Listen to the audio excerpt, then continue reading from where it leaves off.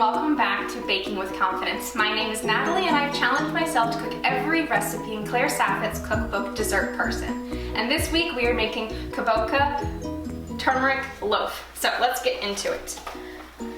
Page 42, I believe, in the cookbook. Yes, turmeric tea cake.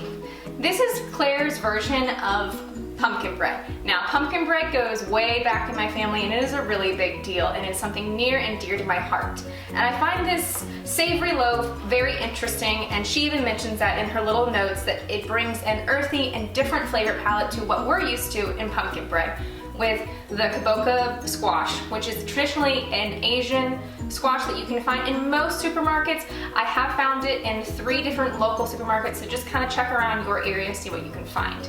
As well as turmeric in there, there is gram masala, which is traditionally known in a lot of Indian curry spices and things like that. I've made a few adjustments to this recipe, mostly because I have a food allergy to coriander, which is in, or cilantro. It is in gram masala, so I have come up with a alternative blend for gram masala that eliminates those seasonings due to my allergy.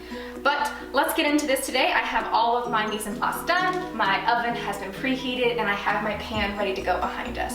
Looking at the recipe all in all, it seems like the average pumpkin loaf. We have some pumpkin seeds, the squash, some maple flavoring mixed with the earthy spices. I think this is gonna make something really interesting and I'm super excited to try it. I don't know what I'm going to pair it with, but since it is a tea cake, I will find a tea to go with it, and I'm not a tea person, so that's saying something. The first step after preparing the oven and your pan is to mix all of our spices and our flour together and then get into our wet ingredients. So let's get those going. So I have my all-purpose flour here measured out. It is 1.5 cups. And then right here I have my salt.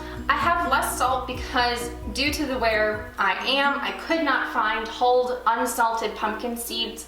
I could only find salted, so I did decrease the amount of salt in the recipe to compensate for what I did find in my store. Now, if you wanted to go the extra step on top of finding Kabocha squash, hulling your own pumpkin and roasting your own seeds, good on ya. I was not that person. I was just impressed that I could find this squash, so I pre-bought pumpkin seeds. I'm not a seed person myself, so this took me a little while to find, and I only could find salted. She does ask you to roast yours.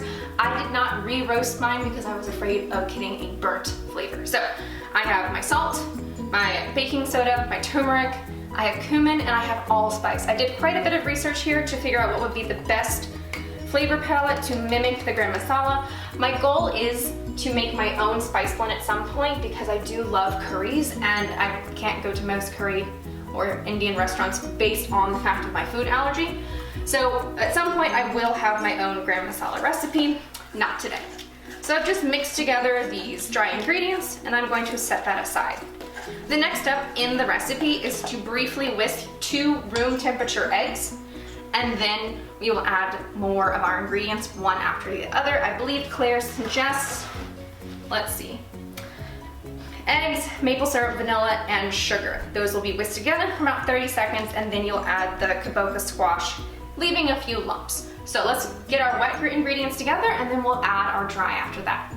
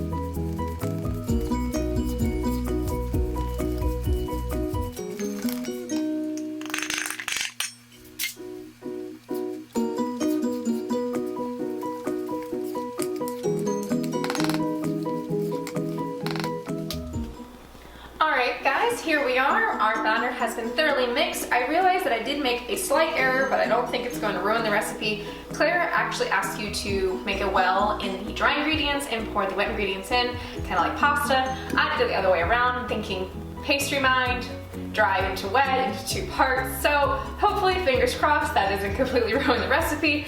But all in all, it looks like a really nice, thick loaf. So the last step to do before putting it into the oven is to fold in the pumpkin seeds, which I have right here. So I'm just gonna sprinkle those in. It's 1/4 cup of pumpkin seeds, and I'm gonna give it a nice fold to completely disperse them throughout the batter. I will say this is a thick batter. Maybe it's the way I mixed it, so hopefully that doesn't ruin the cake altogether, but we shall see. Claire does mention that you do not have to use the squash that she recommends. You can use pumpkin if that's all you have on hand. One of the things that I think I might do in the future is my father at my local church runs a pumpkin patch every year, and they always have leftover pumpkin.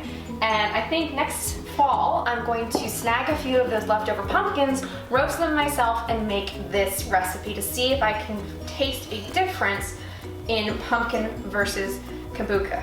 So here we go. I have it in my lined and greased pan, and I'm going to pour in the batter.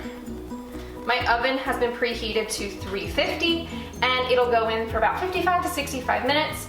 And then we will see it nice and beautiful and kind of like a yellowish tint due to the turmeric, with a beautiful crack down the middle. Yes, a crack. But before I can pop it in the oven, we have to do one last step to this gorgeous colored batter.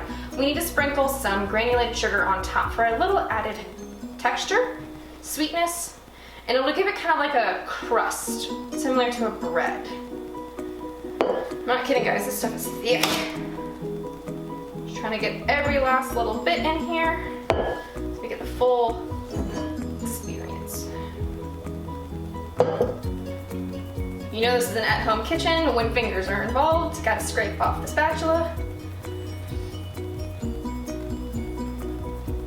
There we go. I'm gonna give it a 1-2 tap. And then I'm going to sprinkle.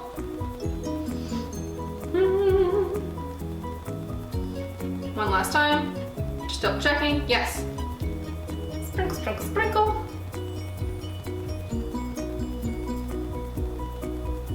All over to get this beautiful. Can't wait.